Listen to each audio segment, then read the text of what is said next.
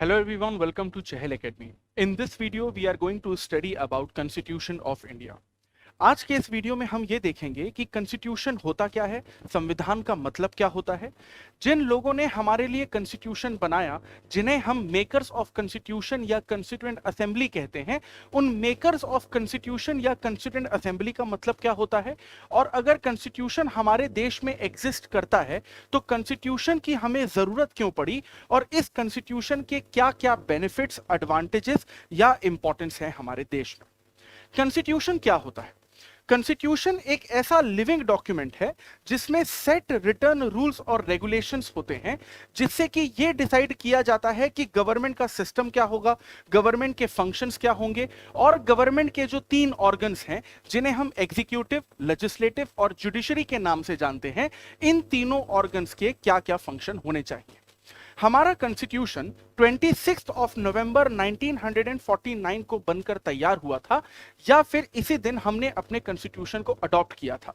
लेकिन इस कॉन्स्टिट्यूशन को इंप्लीमेंट हमने 26 जनवरी 1950 को किया था।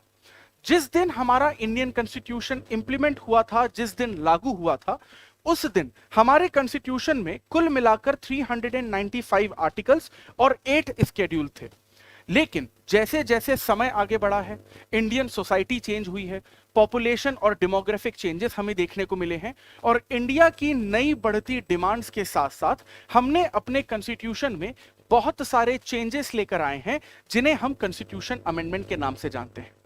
आज की तारीख में हम अपने इंडियन कॉन्स्टिट्यूशन में कुल मिलाकर 105 अमेंडमेंट कर चुके हैं, और इन अमेंडमेंट्स के थ्रू आज की डेट में हमारे कॉन्स्टिट्यूशन में 470 आर्टिकल्स, 12 स्केड्यूल्स और 25 पार्ट्स देखने को मिलते हैं।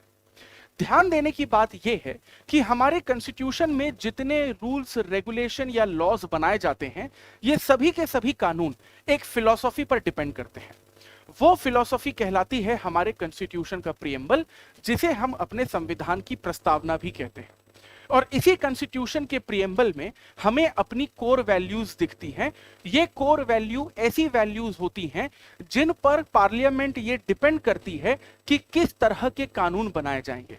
एग्जाम्पल के तौर पर प्रीएम्बल में एक शब्द होता है जिसे हम कहते हैं इक्वालिटी, यानी कि हर सिटीजन बिना डिस्क्रिमिनेशन के एक दूसरे के साथ खड़ा होगा, सभी में समानता होगी। और इसी इक्वालिटी को मद्देनजर रखते हुए हमारी पार्लियामेंट हमारे लिए कानून बनाती है, यानी कि हमारे कॉन्स्टिट्यूशन और प्रीएम्बल की कोर वैल्यू को हर एक कानून में, एक्ट में, रूल्स में, रेगुलेशंस में ध्यान रखा जाता है। एग्जाम्पल के तौर पर लिबर्टी यानी कि फ्रीडम प्रीएम्बल का एक कोर वैल्यू है।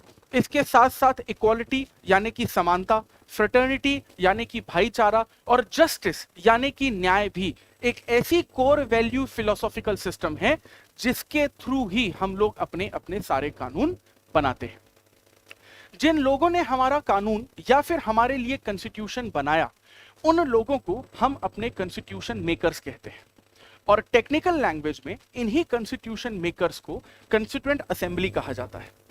आजादी से पहले जब हमारा कॉन्स्टिट्यूशन बनना शुरू हुआ तो हमारी कॉन्स्टिट्यूएंट असेंबली में 299 मेंबर्स थे, यानी इन्हीं 299 मेंबर्स ने हमारा कॉन्स्टिट्यूशन 2 साल 11 महीने और 18 दिनों में बनाया है।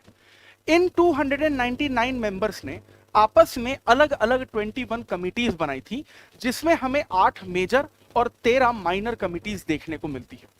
इन सभी कमिटीज में जो सबसे इंपॉर्टेंट कमिटी हमें देखने को मिलती है वो थी हमारी ड्राफ्टिंग कमिटी, जिसने पूरा का पूरा कॉन्स्टिट्यूशन का स्ट्रक्चर ही डिसाइड किया था। और इस ड्राफ्टिंग कमिटी के चेयरमैन थे डॉक्टर भीमराव अंबेडकर। इसीलिए डॉक्टर बी.आर. अंबेडकर को फादर ऑफ इंडियन कॉन्स्टिट्यूशन के नाम से भी जाना जाता है।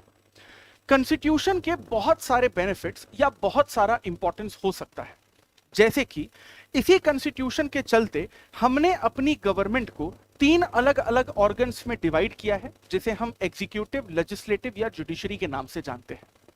एग्जीक्यूटिव का मेन काम होता है कानून को बनाने का, इंप्लीमेंट करने का। लेजिस्लेटिव का मेन काम होता है उन लॉज को पास करने का, और जुडिशरी का मेन काम होता है कि जो कानून इस देश के लिए बनाए गए हैं वो कानून सही हैं या गलत हैं, यानी कि चेक एंड बैलेंस काम करने का। इसके अलावा हमारा कॉन्स्टिट्यूशन एक और चीज के लिए बहुत ज्यादा बेनिफिशियल है, वो ये है कि किसी भी तरीके की पावर किसी भी एक व्यक्ति के हाथ में कभी नहीं आ सकती, क्योंकि हमारे देश में जो एग्जीक्यूटिव हैं, जिन्हें हम president, prime minister, governor, chief minister या काउंसिल ऑफ मिनिस्टर, ये सारे के सारे एग्जीक्यूटिव अपना अपना काम करते हैं, जिन्हें हम पावर डिस्ट्रीब्यूशन कहते हैं।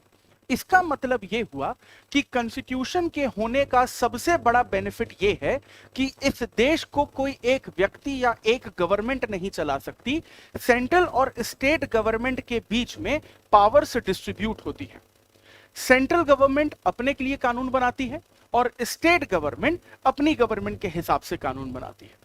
प्रेसिडेंट नेशनल लॉ पर सिग्नेचर करते हैं और गवर्नर स्टेट लॉज पर सिग्नेचर करते हैं। यानी कॉन्स्टिट्यूशन के बहुत सारे बेनिफिट्स में सबसे बड़ा बेनिफिट हमें यह देखने को मिलता है कि इंडिया में कानून में डिसेंट्रलाइजेशन देखा जाता है।